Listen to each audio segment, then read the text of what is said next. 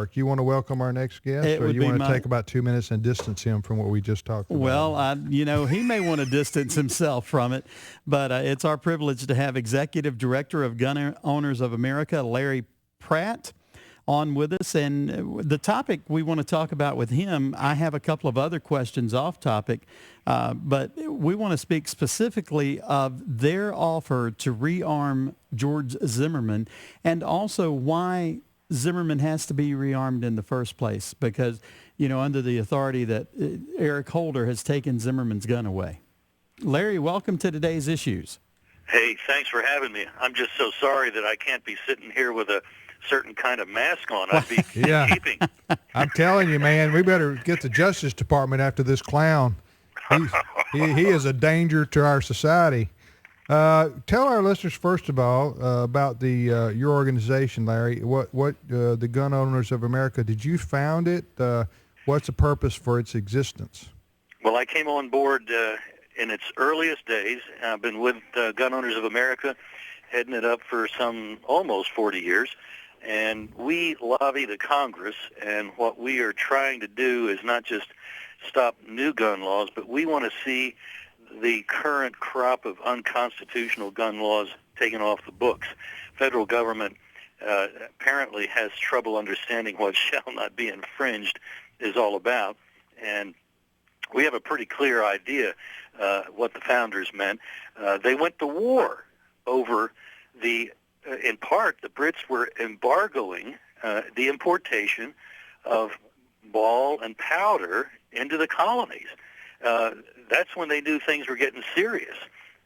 When they saw gun control coming from their government, because they were British citizens, subjects in America, when they saw the Crown begin to move on gun control, they knew it was a bad time. I visit Williamsburg with our tour group twice a year, Larry, and we go to Williamsburg, Jamestown, and Yorktown.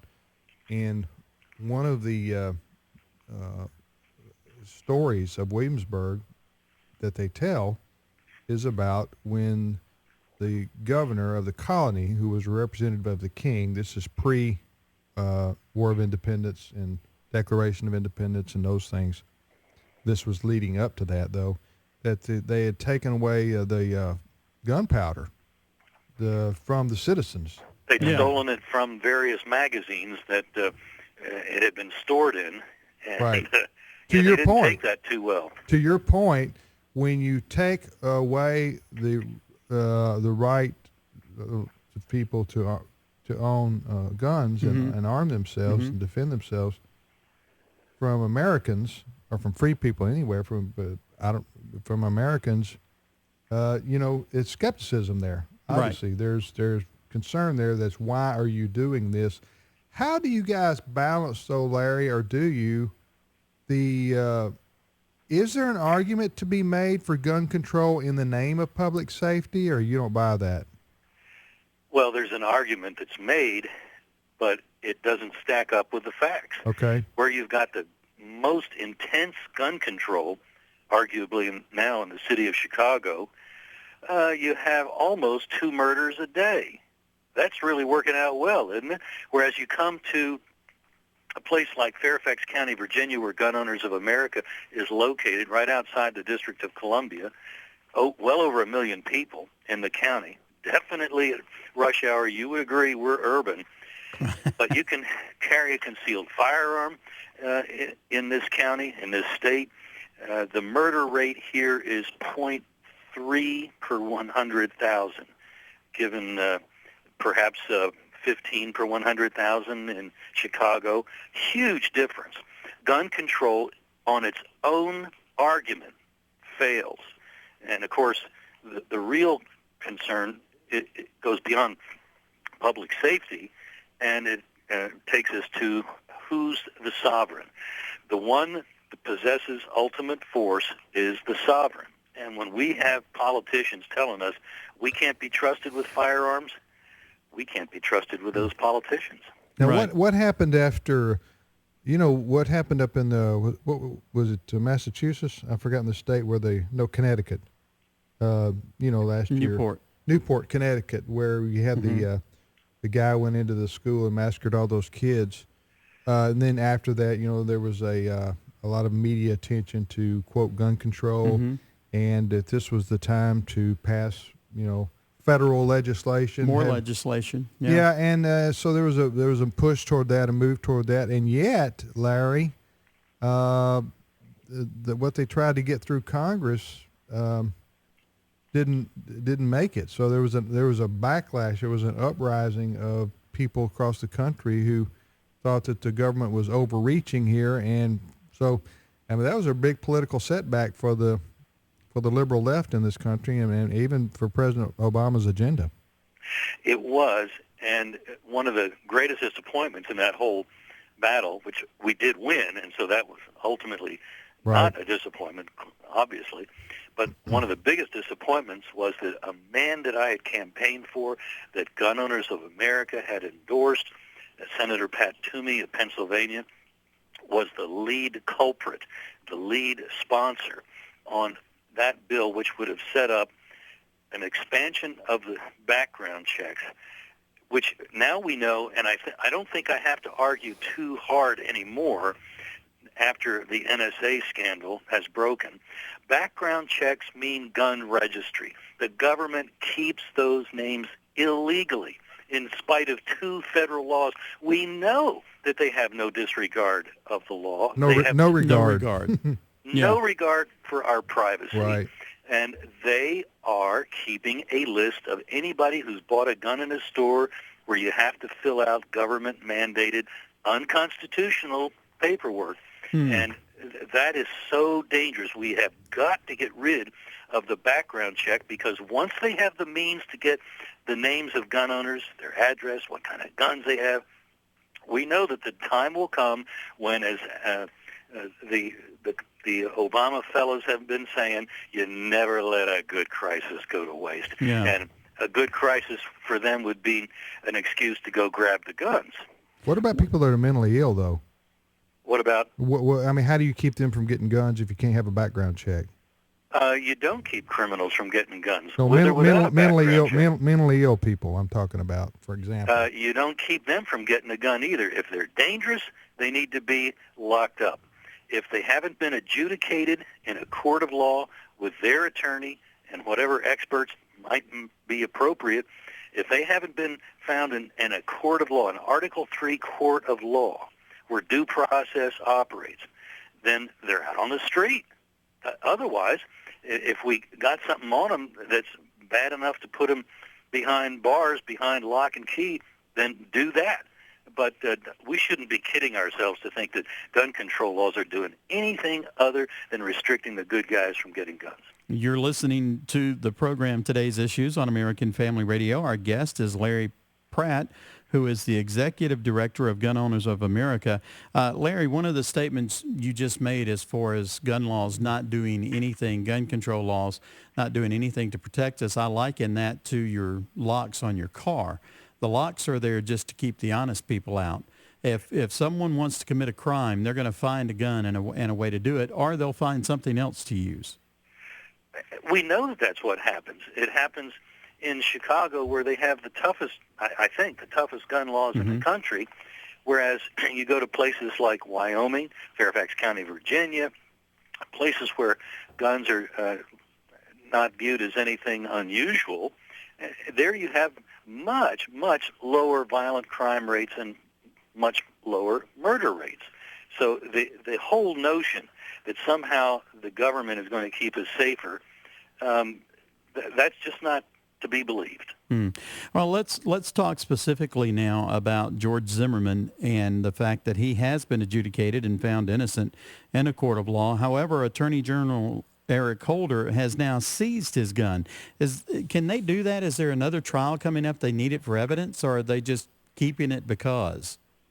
Holder is keeping it on the grounds that he might bring charges against him. That is so laughable. I don't know if that's the right word. That is so outrageous. The argument is that George Zimmerman was committing a hate crime, that he didn't like black kids, and that's why he mowed Trayvon Martin down.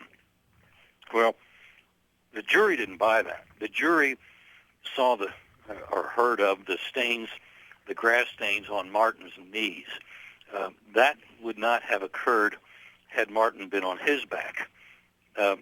Martin was straddling Zimmerman, and there was plenty of proof for that. That's what the jury had in front of it and considered. So they found that it wasn't plausible that Zimmerman had committed that crime. And yet I think Holder is trying to intimidate other Americans and trying to keep them from carrying a gun so that, first of all, I think we have to come out and say it. Holder is a racist. You had some Black Panthers in Philadelphia who had already pled to some violent... no, they were on videotape. Right. They were intimidating voters. With billy clubs. With Yeah. clubs and so forth. And Holder just dropped the whole case because he wasn't going to bring any charges like that, any case like that against, quote, his people. Right. Hello? You're not an American? You're just a black? Right. You don't belong in this country? Right. Well, then here, I want to give you a ticket. You can leave wherever you think your home is. Cuba, maybe? And so Holder is trying to intimidate. The only interpretation I can draw from this, conclusion that I could draw from this, is he's trying to intimidate the rest of the country so that we don't think about defending ourselves, that we... if there have been a number of, for instance, attacks by black mobs on white individuals. One guy probably is not going to survive. He's currently in a hospital. If he survives, he'll probably be a vegetable.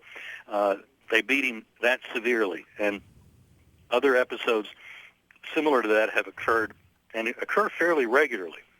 They don't get picked up in the media because the media doesn't want to say anything that might dispel the notion that the only racists in the country are whites.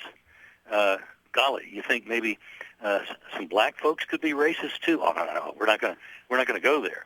And so Holder, keeping that narrative going, is illegally, unconstitutionally withholding Zimmerman's gun on the basis that he might bring charges for a hate crime. Now, let's consider who George Zimmerman is.